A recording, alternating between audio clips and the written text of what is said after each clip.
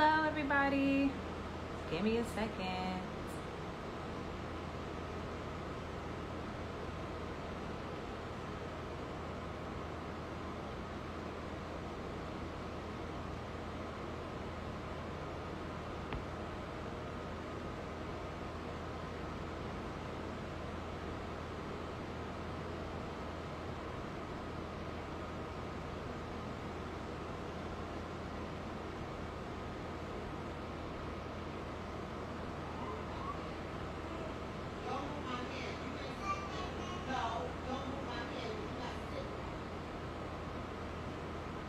I wonder if y'all can hear my mother talking to Gray.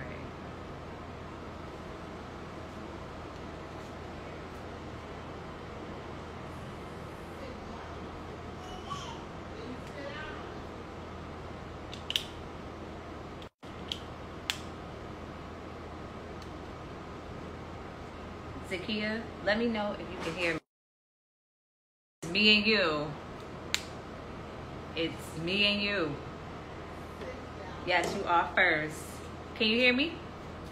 Let me know if you can hear me or not, because I don't know what was going on with the connection earlier, but obviously something was happening where I couldn't go live for like 2 seconds or whatever. So I had to plug my AirPods in and turn it off and do it again.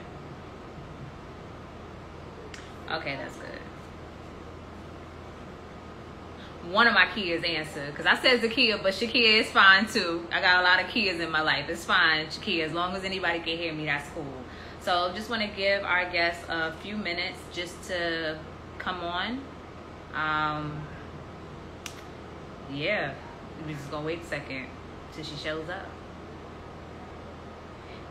While we wait, I don't know how long she's gonna take. I don't think she should be long. Again, it's telling everybody that I'm going live. So I don't know what's going on with Instagram's connection. I would hate to start going live on Facebook if Instagram starts to fail me. I don't know. Facebook is real foreign to me, and I don't even know what to do with that. Sorry, that was her texting. Yes, we are going live. So I'm going to go live. Dr. Simira. This is all very... Can you hear me? Yes, I can hear you. Can you hear me? Yes. I know this Hello? is I'm taking everybody out of their comfort zone when it comes to going live. Everybody's like, do I just jump on your live? How do we do this? How do we do this? So How exactly does this happen? I want to introduce everybody to Dr. Simira. Everybody say hello. Everybody wave in the comment section if you can. And whenever she drops something that touches close to home, just put a diamond in the comment section. You know, those are for the jewels that she'll be dropping for the remaining of the night. So, quick little history story. So, Dr. Simira is actually my aunt. She's actually my aunt. She is my mom's younger sister. So, we are actually related. We are also zodiac twins as well. Her birthday is 2 days before mine, which means we're very in sync. So where are you originally from? I am originally from Harlem, born and raised. I spent my entire childhood really in Harlem, but I went to independent schools during that time, so kind of balanced between the Upper East Side and Harlem. But you know, spent my time running the streets and not running the streets. That sounds terrible. You know, hanging out with my friends in various places in Harlem, Riverton, in the neighborhood, when it was safe to hang outside and spend time with your friends. So what was that like, though, being as though you had to, we lived uptown, and then you went downtown to go to school. Was there like a culture difference? I know like independent schools are predominantly white, and you know, how many Black people were in your school? Well, I would say that there's definitely, I think kids who attend independent schools that are predominantly white definitely have to, especially kids of color, definitely have to, I think, juggle two different types of, I would say, social norms, not necessarily cultures, but just ways of being. I can remember people might comment on the way I talk.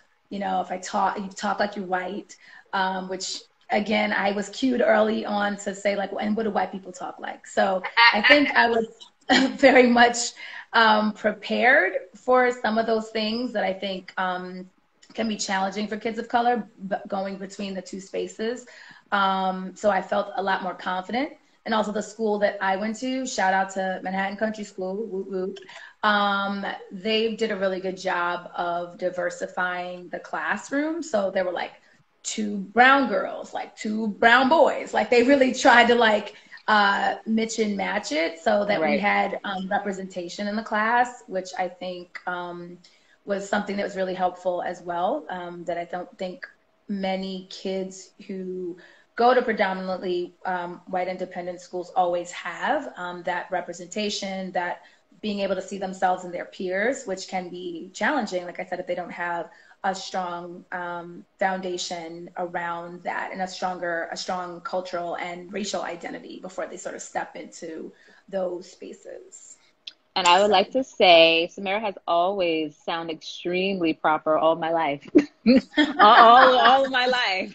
All of my life. All of my life. So where did you go to college at? And what did you major in? That's because she hasn't seen me upset. But I do have a few sides. But where did I go to college? I went to college at Trinity College in Connecticut. That was, again, a predominantly white experience there. I would say probably actually my elementary school was way more diverse than probably my high school experience and then my college experience. So it kind of went from like a great mix to, okay, there's a few across grades to we could all of the brown people could fit at one table at the lunchroom at Trinity. Really? I never knew that. Yeah, back in the days, in 2001, they really didn't have that many. My homegirl from Chicago, shout out Ashley, it was like her from Chicago, me from Harlem, and that was like maybe one other girl who was from Connecticut, and she was cool too, and then like one other Latina girl, and that was like it in our whole grade, and I think there were maybe 3 black boys. So yeah, that was an experience. We didn't even have like Martin Luther King Day off at the time. Nope, it was not a college recognized holiday. So we had to like shut the school down in March for that, which we did. And we did get it to be recognized and be added as one of the college recognized days where there'd be no classes and school would be closed. But yeah, we did that. So yeah, shout out to Des, whoever you are. He did a lot of organizing back then around that. I never knew that at all. Let me ask you this, because I never asked, you know, when everybody's going to school, everybody pick a school, you pick a school that you want to go to, depending on, I guess, like statistics, how much it cost, or, you know, depending on what your major was. Why didn't you want to go to like a predominantly black HBCU? I never asked you. I'm asking for myself because I want. Yes. Well, I'm going to keep it 100. I've always been very like forward. When I say forward thinking, I mean, like, I think 3, 5, 7 steps ahead. Mm-hmm. You know, I always wanted to be in performing arts. I act, I dance, I perform. I used to sing. You can hear my voice now. I can't sing anymore. I talk too much for a living. So that's not really something, my vocal cords don't have adequate rest for me to do that. I just be silent for 3 months to be able, sorry, I'm getting like text messages right now. Sorry about that. That's all right. I don't know how to get that right. Okay. Anyway, so I really was very focused on going to school and literally getting a degree and getting out. So, and then I also, I mean, I was like, you could act or you could, you know, go to school. I kid you not, this story is true.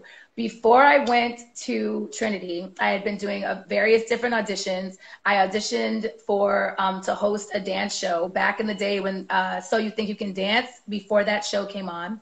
And they were piloting a bunch of different dance shows. I filmed a pilot for a show. It didn't get picked up, but in that realm, I was dibbling and dabbling with dancing professionally. Went on one of my first auditions. Did not have an agency or anything. I was probably the shortest girl there. I'm only 5 feet. So all of these like model looking girls were there. And I was like, all right, I'm just going to write the name of the agency ahead of me. So long story short, got the gig. And I would have been one of Pink's friends in Get the Party Started video. But I chose to go to college. So I didn't want to miss the I know, right? My whole life could be different. I didn't want to miss the first day because again, I was thinking like, well, if you miss orientation, then you're going to miss those early experiences and then you're not going to be able to like, and so I was like really excited. I got the call back, but I didn't actually go and I went to school instead. So in terms of why I didn't pick a historically Black university, it really just came down to who was giving me the money, so that I didn't have loans when I got out of school, because I did intend to go back to grad school at some point, maybe.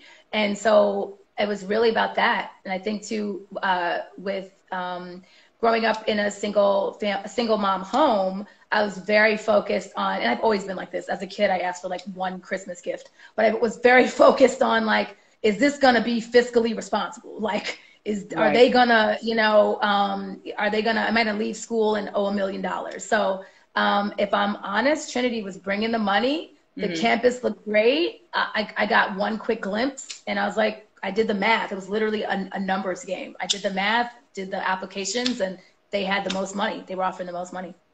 So what did you go to school for?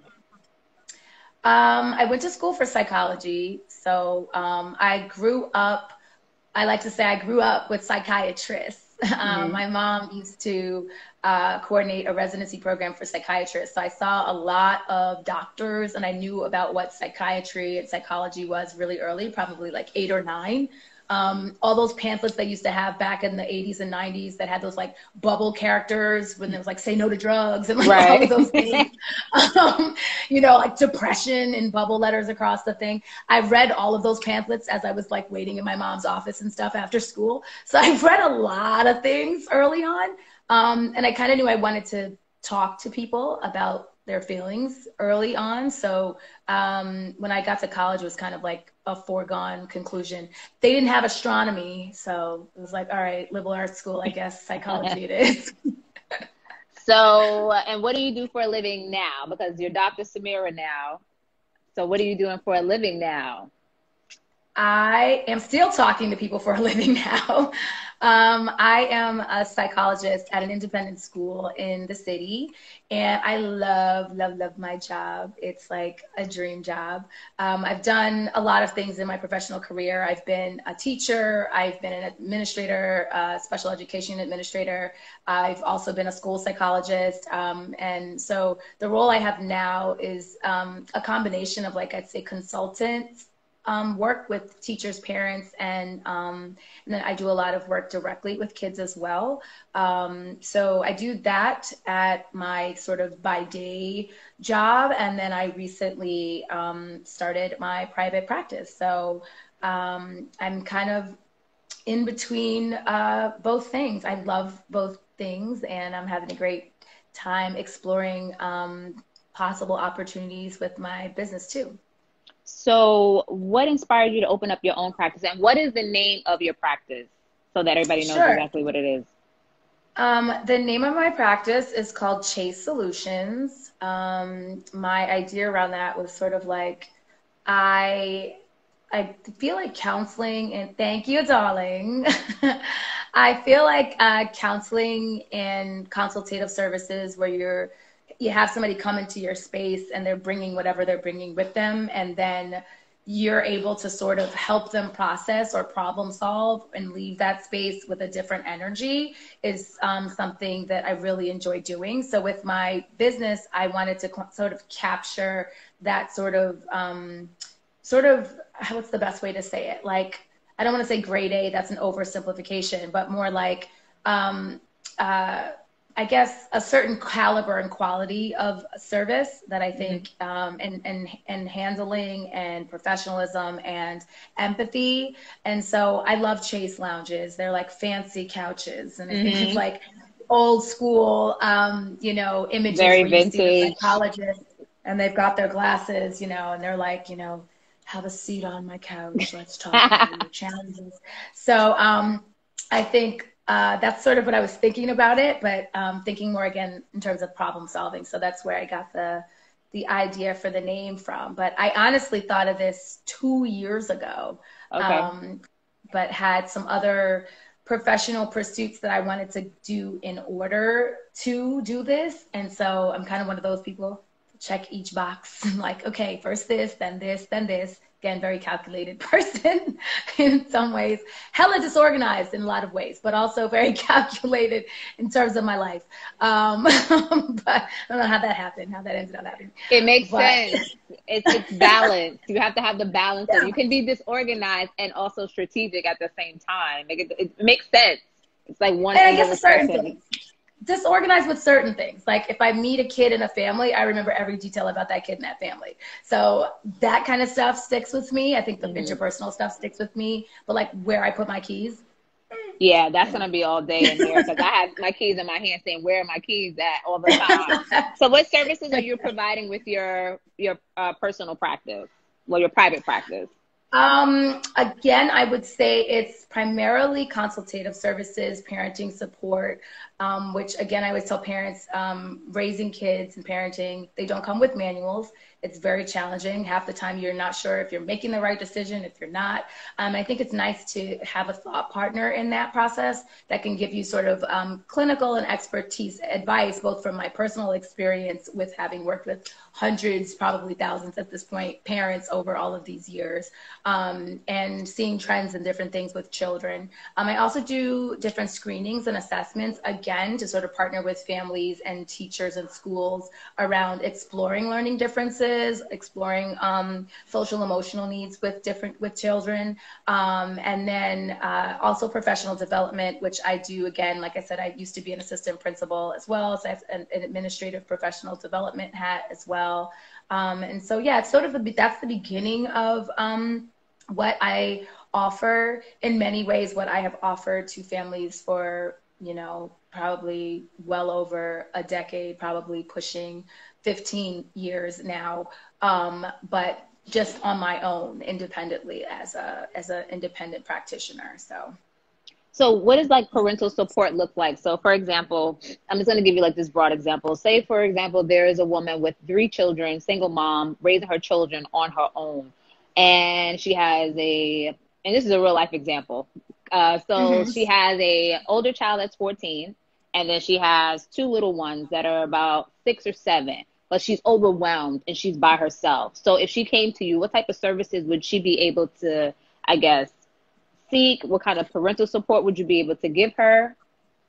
I think obviously every situation would be individually handled. But in a situation like that, especially with young children, if the parents' sort of support system, reserves, resources, et cetera, are low and are tapped, you can't really support your kids in the way that they need to be supported. So, you know, when I hear that just off of just the bare what you've given me, I think the first thing that I would be wondering about is where are her support systems? Where are her reserves? What is she doing to take care of herself? And how is she balancing taking care of her family and taking care of herself? Because you can't pour from an empty cup. So if you have a mom who is at her wit's end and isn't in a place where she's in a good mental space, that will 100% trickle down to her children. So in that situation, I would be looking for signs of whether or not what's going on with the mom's level of distress has actually overflowed onto the children. Are they picking up on this? Is this something that she's been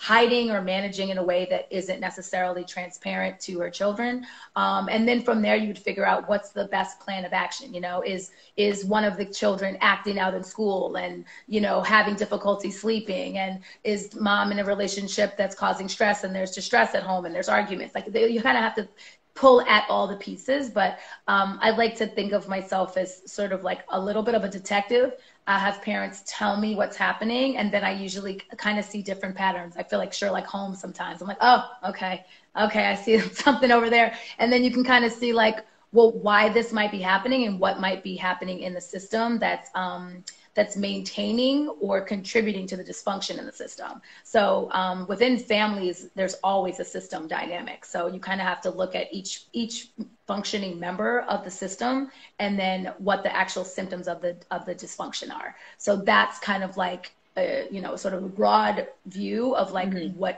what would be the starting place with something like that.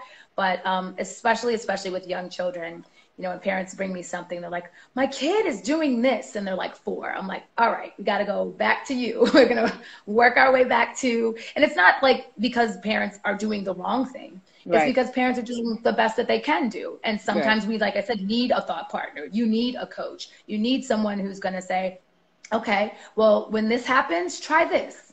And when they do this, respond this way. And that will lead to this type of behavior. Because again, parents aren't necessarily knowing that without having somebody to have a conversation with around that. So, so how receptive are these parents to what you're saying? You know what I'm saying? Like, I know your professional expertise, and like, how receptive? Because you can say, do X, Y, and Z, and then they can leave from you and not do any of that. So how do you know that your method is effective? Like, how do you get someone to respond to that? Well, I think there's 2 things. When you seek out service, which is a little bit different than, let's say, working in a school where like you're suggesting something and parents can maybe choose if they want to take it or if they don't. When someone seeks your professional services as like an independent practitioner, oftentimes they want the help. They've looked, they've Googled, they want the help that they're in a place where they're stuck, and that's why they're reaching out. So I would say can sometimes be different elements with those different types of populations, depending. But as far as receptiveness in families, I have never not had a family or a parent be receptive to my suggestions ever. Really? And I think that has a lot to do with how well I know little people. Again, every job I've ever had, I've worked with young children. Children, I would say from like infants on up through middle school. So I would say a very fine-tuned knowledge of like how A equals B, and when we move these pieces around like this, it'll result in these kinds of things.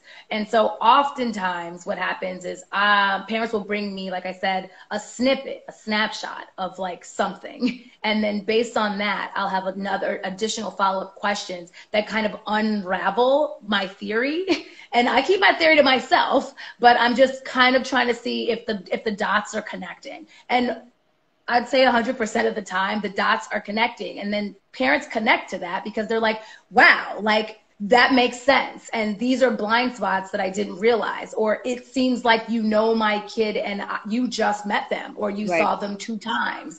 And so I think that feeling of like, okay, we have something that we can work with and something we can try and something again, I have an open door policy. You can always, we can talk again, we can revisit. And I do, especially like in my job where I work now, I do a lot of follow up with parents. I do work with the kids, but again, kids and parents this young cannot be separated from each other. So when I give them feedback, or I'm coaching a child on like how to self-soothe and how to implement self-regulating their emotions, for example, like how to keep themselves calm or how to calm down after they're angry. Let's say a parent is struggling with their kid throwing tantrums and they're not sure how to respond to that.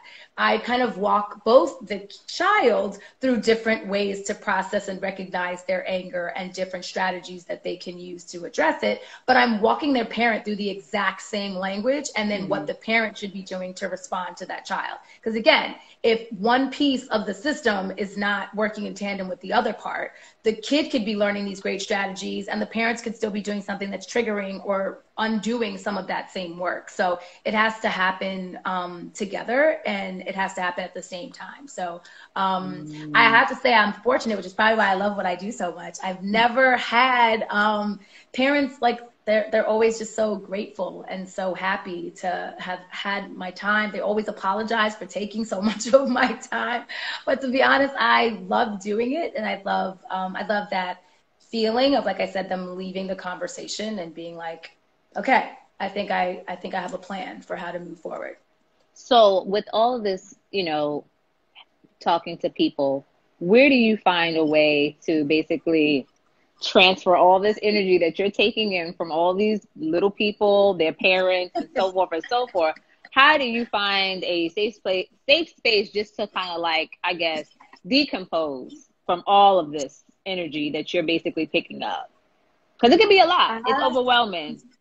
Yeah, I think mental health practitioners and people who work in social service definitely need to be mindful of how much they take on their own personal limits when they're reaching their own personal limits and when they're stepping beyond them. So I would say one thing that I took away from my experience working in in public schools, as an assistant principal for, with a school that had almost 800 children, is that, again, the thing that I always tell people, and this is why I think it means so much to me about the sort of not pouring from an empty cup piece. Mm-hmm. When when you're running on empty, when you're not getting enough sleep, when you're skipping dinner or your meals were, kind of, not what they should have been. When that's, or you keep getting a cold because you're not getting enough sleep. Like your body gives you signals that you're doing too much and you need to sit down. So I think for me, because of those experiences that I had, that definitely impacted, and I felt had very real health implications for excessive levels of stress, and stress physically has an impact on my body and on my health. I make a point to be mindful of, like I said, what I'm taking on, when I'm taking it on, and that I'm still carving out space to do the things that help me feel settled. Be outside, go for a walk, just spend some time watching Girlfriends with my PJs, like the things that sort of make you feel good, make you feel centered, and where your mind isn't always going everywhere. I also do and love guided meditation. I do listen to a lot of relaxing music and practice deep breathing. I've found that to be very helpful. And in some of the most stressful times in my life, where I was getting, like emails, probably 70 emails a day, and getting calls from 1 million people on my personal cell phone at like 5 o'clock in the morning, that again, boundaries have to be set. Sometimes you have to say, no, I actually can't take that on right now, or I'd love to, but it's, it's not something that I can do. So definitely very much about that. And I'd say nature is something that is near and dear to me. And I've, made physical changes in my life so that I could be closer to nature as part of my own sort of like restorative practice. So, yeah. So how many hours a day do you typically work on average? Because you have the private practice and then you have your day-to-day job that you're still currently working. So you basically have two things that you're doing. So how many hours are you working? Right now, it's not too crazy. I just started the business. Okay. Work, it depends. I may be doing emails and sending things, but we have again, I try to also respect other people's work-life balance. So if I'm writing an email at 8 o'clock, you're not getting that email at 8 o'clock. It will come to your mailbox tomorrow in the morning when you start work. So I would say the hours from work can be, I guess, a little blurred now, especially since there's some remote work, and then there's in-school work, and then there's like, oh, I need to still do that or send that or write that. So I would say it depends, but I mean, I think overall, overarchingly, even as the business grows, it's still, like I said, very critical to me to make sure that there's still a work-life balance. That is something that I intend to sort of make sure that I maintain, both for my own health, again, and what I'm having to give to other people. So I think that's really important. I think more practitioners need to do that. We don't. We sort of just dive in and just, we're spreading ourselves thin. So so pandemic happens, COVID happens. We're all stuck in the house. People are stuck with their kids that normally they have, like, I guess, a little bit of a window away from their children. But now, I don't know what the situation is. Some kids are going to school remote. Some kids are going to school 1 day, 2 days, whatever the rotation is happening here. What support were you able to give your parents with their children during this pandemic? Because I know they probably were losing their mind.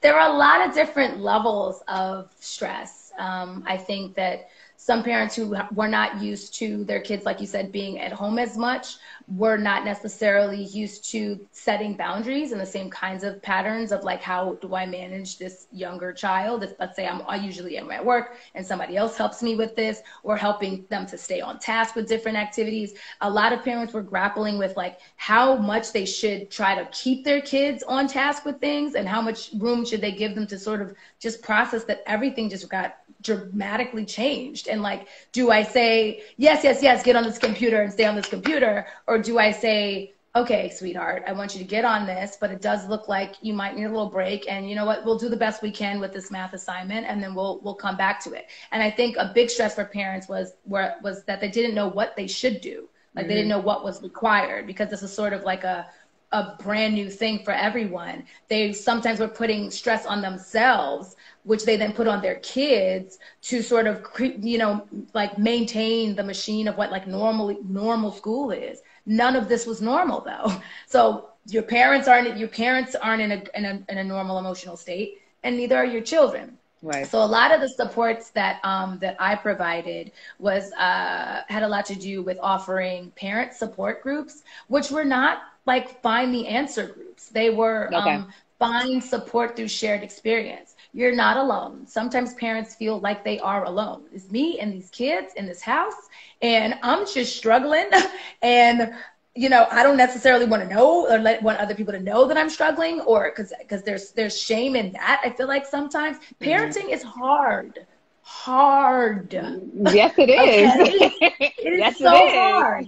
And like, it's okay to say that. It's okay to say, today I'm tapped. Today was really hard. Today, I don't know what to do. I didn't take a shower today. I don't know what these kids are going to eat right now. That's okay. And it's okay to have those moments. And so I think that one of the big supports was getting parents together in spaces that were non-judged. I call them no judgment zones. We're just talking about our experience, and I'm sharing insights into like what kinds of things you maybe can try to do and work in for your situation. You know, if you don't have a schedule for your kid, where you can push, maybe where you should push less depending on the situation, and giving parents very tailored tips on their particular situation. Similar to what I said before with working with families, even during the pandemic, each family presented a different set of challenges. Some parents were working from home, some were not. Some were like, so everybody has a different situation. Some kids were highly independent. Some had attention issues and couldn't focus and do their work independent. So like every family has a different situation. So what I do is I field a lot of that information and then figure out which puzzle pieces are the best ones to help support this family at the time. So I had a lot of personalized calls because, again, parents still do have, I think, and carry that shame of asking for help. So sometimes we'd offer something that was public for everyone, and then I get like a flurry of private requests for private meetings, and you know, that's fine too. And you know, some parents were just overwhelmed. Some would cry on the phone with me, and some would, you know, not know what they should do. And again, I always have strategies for what we can try that are, I would say, attainable strategies. Nothing that's completely out of reach, and baby steps. And then also, I think I said a big piece of that is building confidence and also frustration tolerance, that it's not going to be perfect. You are going to make mistakes. Your kid will be okay. And in the process, you can find some tips that make life a little bit easier. If we can do that, we've really accomplished something. If we can take one or two of those things off your plate that have been really hard for you, we can turn the volume down on some of those things, then we really have something we could work with. So that's kind of the approach that I took with parents during the pandemic, for sure. I would like to say that when I first had my baby, my second child, my son, Dr. Simira, basically created this chat for mothers. Some had first-time moms, some were second-time moms, just for everybody to kind of just have an open space to just talk about the things that they were going through at the moment. And it was really helpful because I had my second child, but then not a lot of other people had a child with such a big gap between their children like I have. I have an 11-year-old daughter, and now I have a 1-year-old son. And I don't care what anyone says, having a child again, it feels like you're having a child for the first time.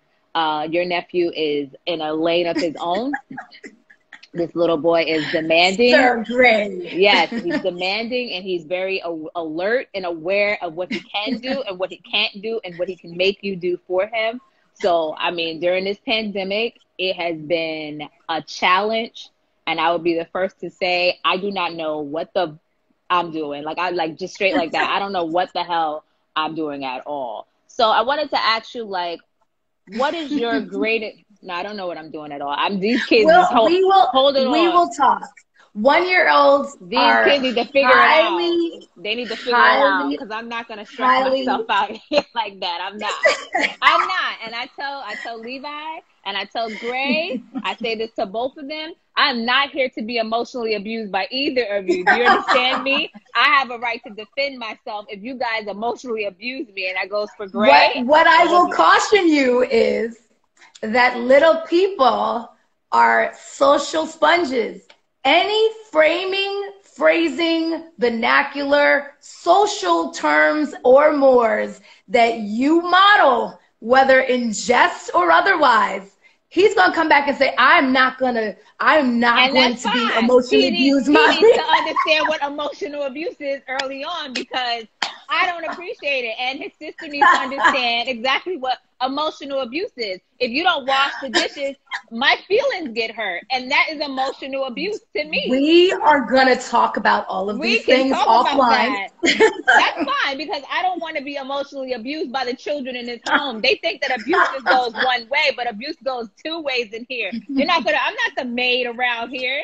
This little boy comes in here and throws all his toys around and then looks at me.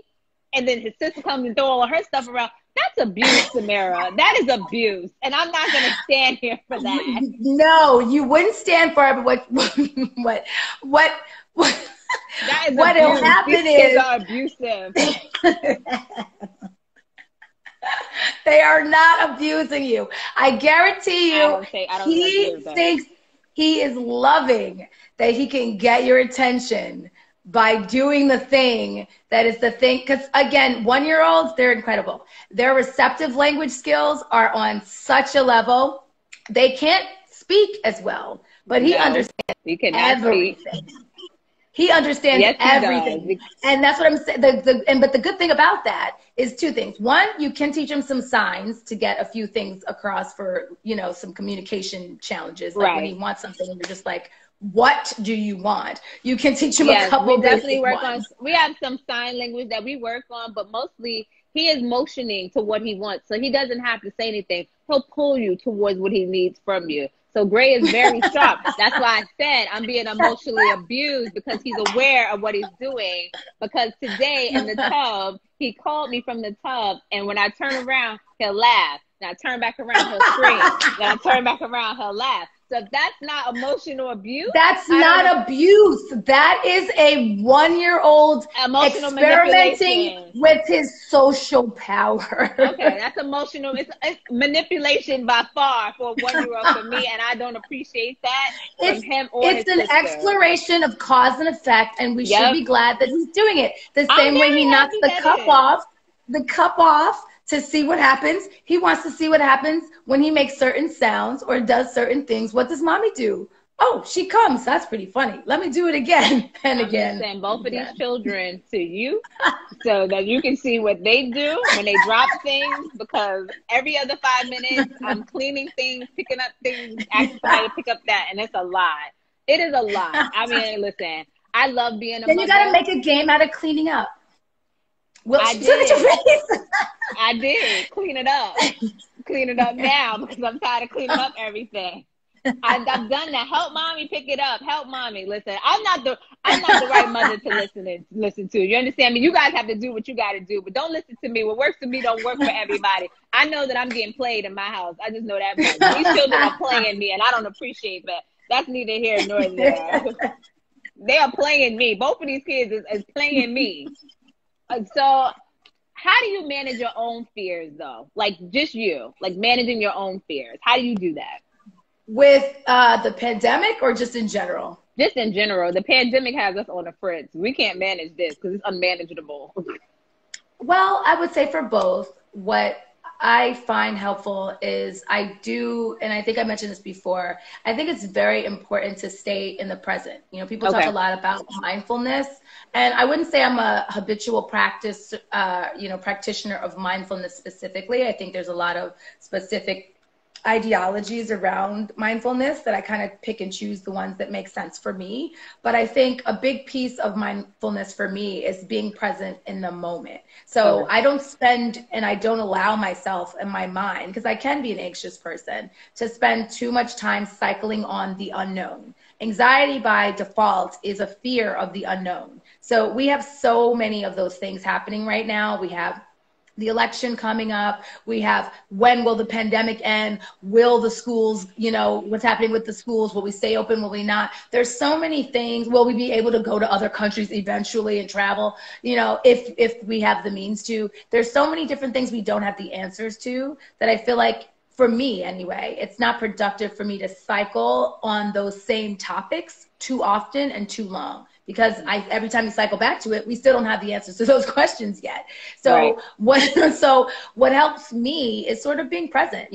What feels good to me in the moment? Does this walk feel good? Does this bath feel good? Does this great meal I'm making with somebody who is important to me feel good to me right now in this moment? And things that are in my near and present future, things that I'm working on, personal goals. Like, I try to stay very much in the present and not too far in the future, where there are things that might be stressful. And again, like, everybody's got a different way of processing that. Again, I still do a lot of meditation and relaxation activities and responses.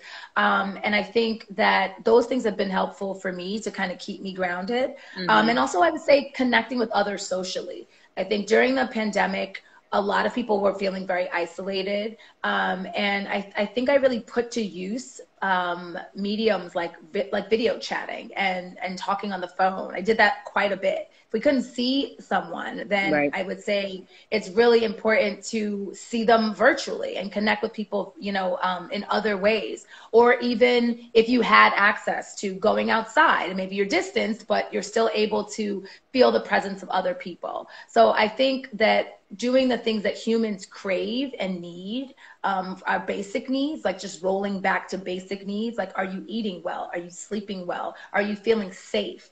I feel like when you start going back, when we're in this heightened state of hysteria all of the time, we kind of have to go back to addressing our basic needs and addressing those. And I think that doing that can make you feel more grounded, both in what's happening here and also making you feel better about what's going on with yourself. So that's something that I do and encourage kids to do too. So I wanted to know, did you have any mentors? I know, like, you probably went to like different like upper bound programs and things of that nature, but I don't remember any conversations we had. Ironically, I didn't have, when I ended up in private school, that was literally my mom just kind of like doing research, and she got me tested and I went to schools. And then after that, it was just sort of like whatever after that. I'd say I had some people along the way that I felt like were inspirational or supported me in a way that facilitated my professional growth. I think I would say, in terms of my confidence as a writer, I'd say someone who always stands out to me is one of my professors at Trinity. I had a lot of supportive professors at Trinity. I actually graduated early from Trinity. Like I said, I was trying to get in and out. I was done with my major and my minor in my junior year. I went to Australia for 4 months and chilled out on the beach. It was fantastic. But it was like, we getting in and out of here. But she was really... I think it's inspirational in pushing me and recognizing my skills as a writer. I do have plans to revisit writing. I did a lot of writing as a child, a very young child. So probably like 8 7.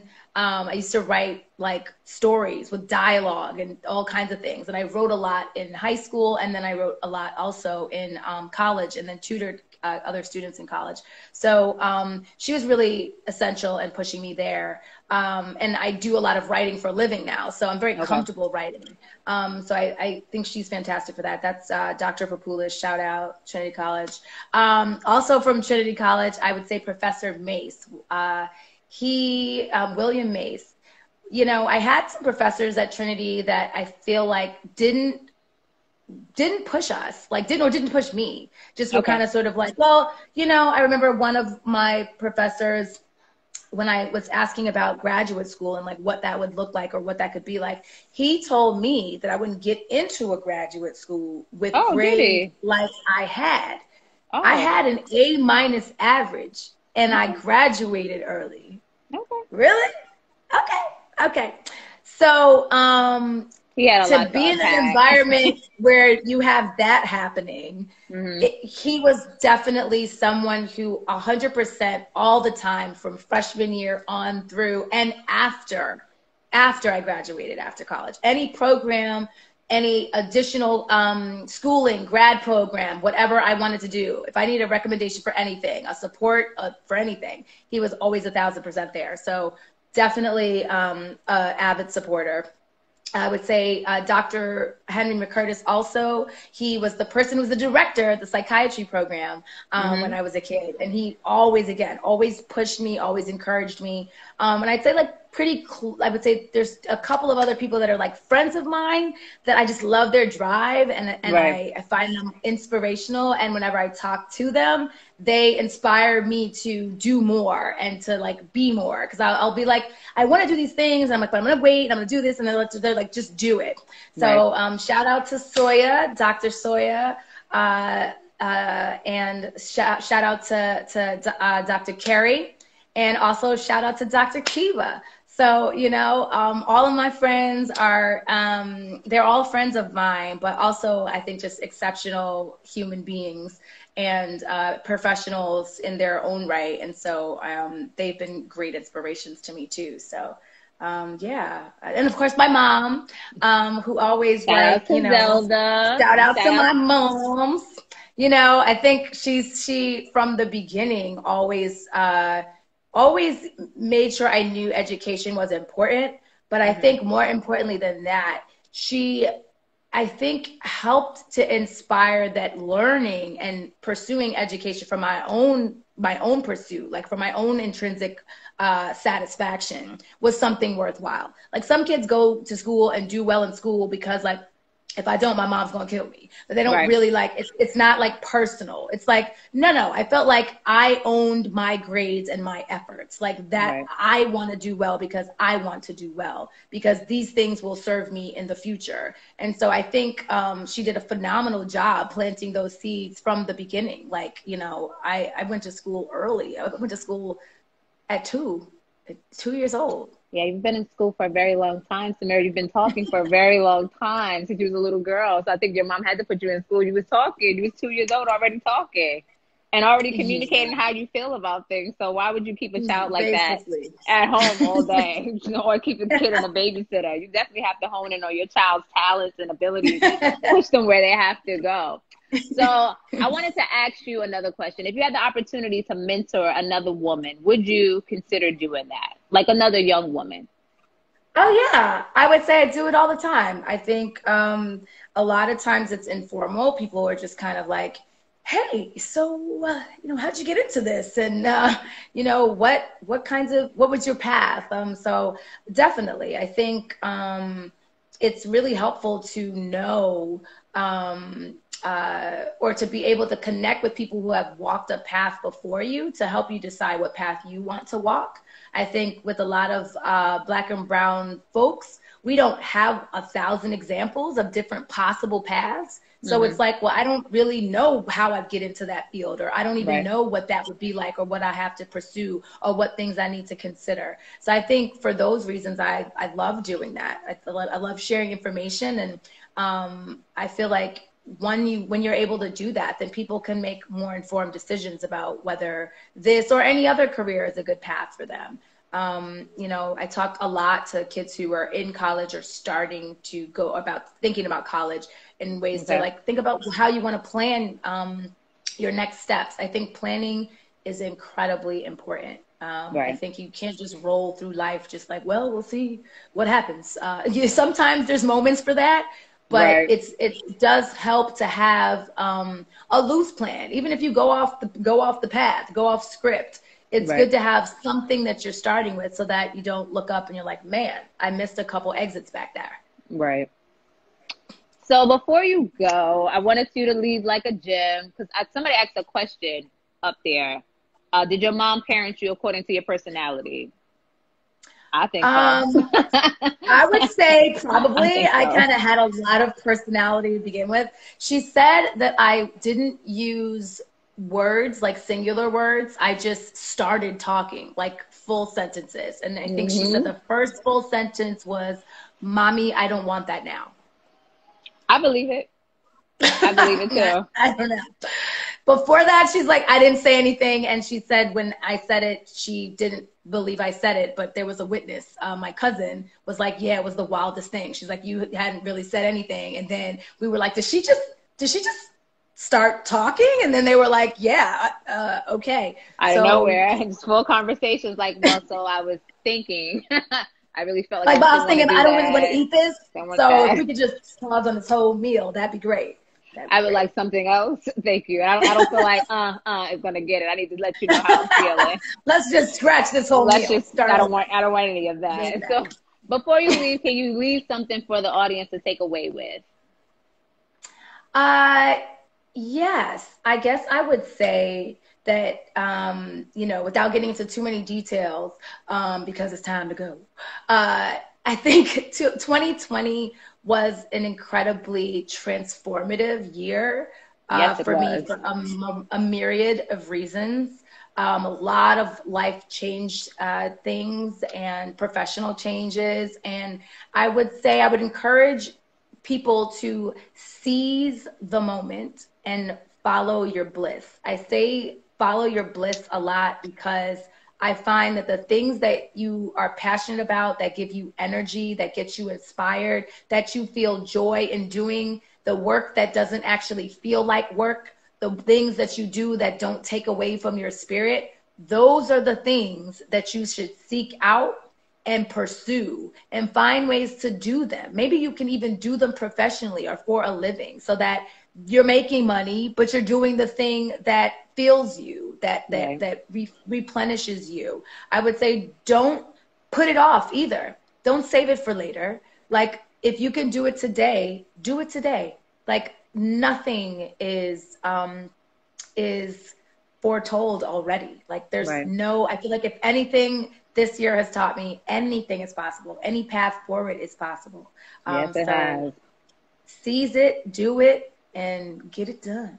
I want to thank you again for agreeing to do this with me. You know, like I said, Simira is actually my aunt. She's my mom's sister, and I just really appreciate it. I'm really happy, you know, that you're opening up your own private practice. You're doing your own thing. You're doing amazing. You've been doing amazing. I mean, honestly, I just didn't see you being anything other than amazing, just growing up as kids, always just on the right path. And I mean, a great head on your shoulder from early on. So, you know, I definitely appreciate you for coming.